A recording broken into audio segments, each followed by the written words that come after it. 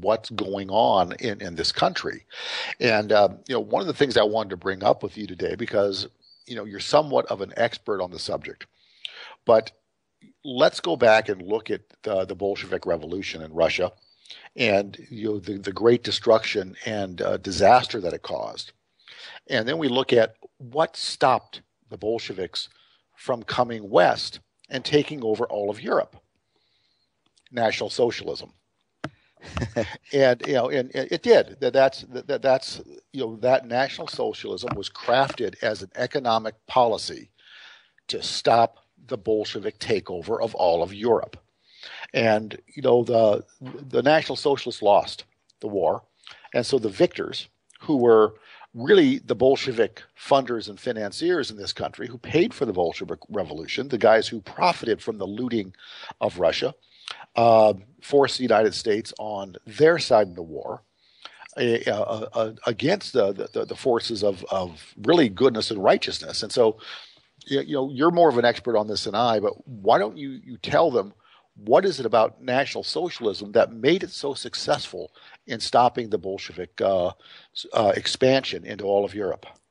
Well, I talk about this a lot. High school students and things. Beside the war effort, take the war out of it. But what about the philosophy? What about the economic construction of the system that made it successful? Well, it centers around economics, and I talk to high school students about this every semester.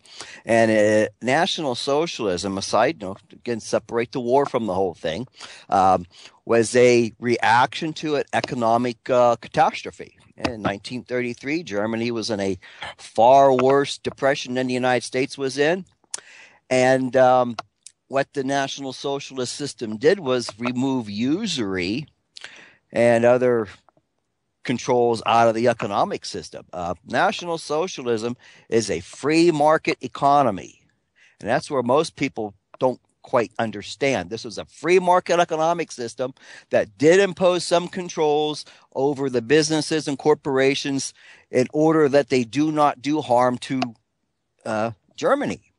And within 3 years, Germany went from a depression to becoming an emerging superpower. And of course, this was a huge threat to the status quo in other countries. And it became quite clear that sooner or later, the rest of the world was going to have to do something about this, because it was a threat to the Jewish banking system at the time.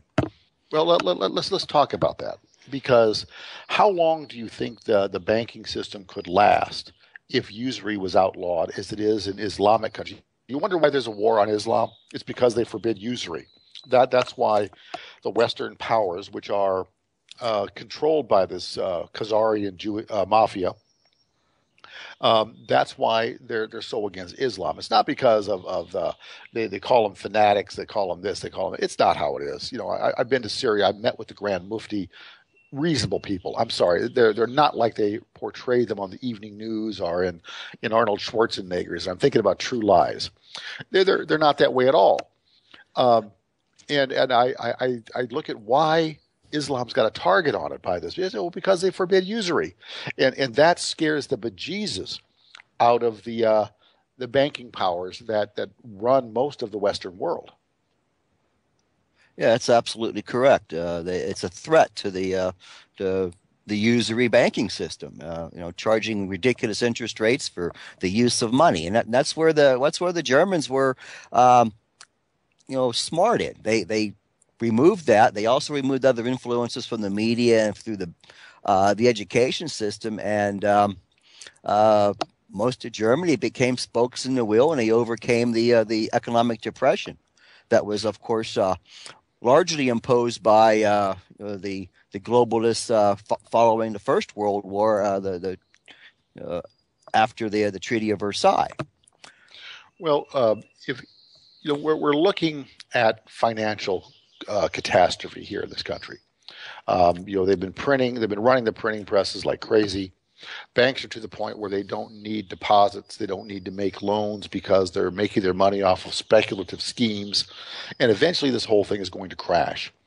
If you were going to, are there any tenets of National Socialism that we should be evaluating as a people to replace our current economic system? We should seriously reconsider what we're doing now because we're doing it wrong. We go year after year, we still do the same thing over and over again, and we keep digging ourselves deeper into the hole. So it's again in Germany, National Socialism wasn't something they just spontaneously decided to have. It was a reaction to a catastrophe. I'm of the opinion that we're following in the footsteps. I believe that we're in the Weimar Republic stage of where Germany was at, and that we're on the verge of hyperinflation. You see, if this BRICS thing goes through, and the rest of the world has got tens, hundreds of trillions of dollars out there that the Fed has printed, they're going to want to get something for their money. So if other nations stop taking the dollar, they're going to want to dump those dollars back in the USA where they can still buy things. And so I'm thinking that we're going to trigger a hyperinflationary phase here in this country where you're going to have to take a bushel basket of $100 bills to the grocery store just to get a loaf of bread. That's kind of what I see coming. Any comments on that? I mean, what do you see? Well, I've been calling it the road to Zimbabwe for quite a few years. I'm surprised we're not already there yet. We can't continue to borrow our way to prosperity, which is what our current system is attempting to do. Oh, you got to spend this and spend that, and that way we can pull ourselves out of this hole. You can't do that. You just dig the hole deeper. And unfortunately, most people, are too self-absorbed in their own personal matters to pull their head out of the sand and take a look around. But that's what we're going to have to do. We're going to have to wake up because this is not going to go away. Well, what were the other conditions that the Weimar Republic was going through as far as socially, politically? What was it like there? I mean, you said that the National Socialists came in and regulated the media and regulated a number of things. What were the conditions that caused that to happen? Well, again, in 1933, Judea declared war on Germany. All the world's Jews decided we're going to declare war on Germany. And, when an entire religion declares war in your small European country, what are you going to do? Are you going to sit there and let it happen, or are you going to take steps to prevent your country being conquered by this? And they did. And prior to 1933, Germany was already in a state of unrest. Labor unions and communists were already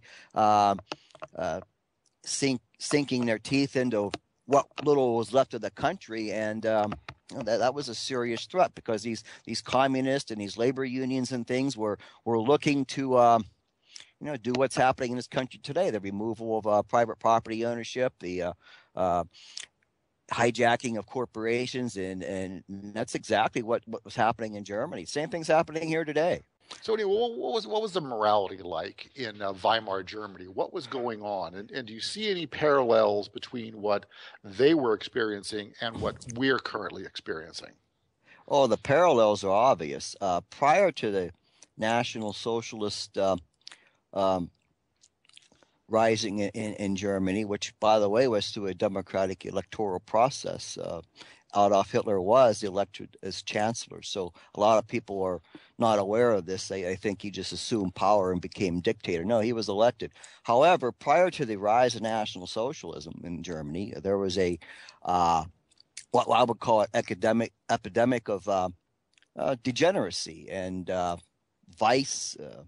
And we see it. It starts out with art and entertainment. And prior to 1933, there was a huge influx of what we would call degenerate art and entertainment in Germany. And this is designed to distract people. And there's a movie out there most of you may never have heard of, but it's a movie titled Bent. And Mick Jagger was in this movie. Wasn't a very good actor, but it kind of portrayed the rise of National Socialism in Germany and how people who engaged in degenerate behavior were treated and basically rounded up and things. But it's out there if you want to watch it, and it kind of gives you a Hollywood version of how things were, and maybe not necessarily accurate, but more often than not, when communism or Marxism takes over a nation, it starts with social things, and they try to destroy established traditions like family and or cultures and things, and they introduce certain degenerate behaviors, prostitution, pornography. That's very same thing happened prior to the rise of National Socialism in Germany. It's happening here, and it is promoted by well, more often not. Look who owns all the pornography in the United States. It's mostly by Jewish persons. And look at the art. Look at classical art. Look at if you go to a museum, the statues and things of the Greek and Romans. That's classical.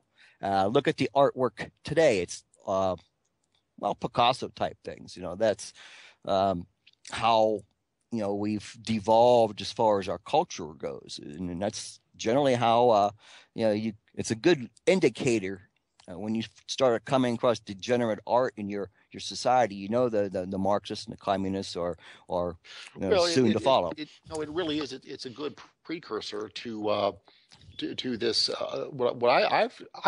I'm not going to justify them with calling them a political movement anymore, because they're not. They hide behind a political movement because that's how they get people to respond. No one would respond if they were barefaced or honest about the fact that this is a mafia that wants to rob and dominate the world. And that's what they are. And so it's time to take the gloves off with the communists merely being another governmental or political construct. It's not it, folks. These guys don't care about you at all. The only reason politics exists is to provide for the people. They don't want to provide from you. They want to steal from you. And that's just what they want to do. I'm sorry. I can't go along with the political arguments anymore than I can go along with terrorism is about religion anymore. It's not. It's about what can be stolen.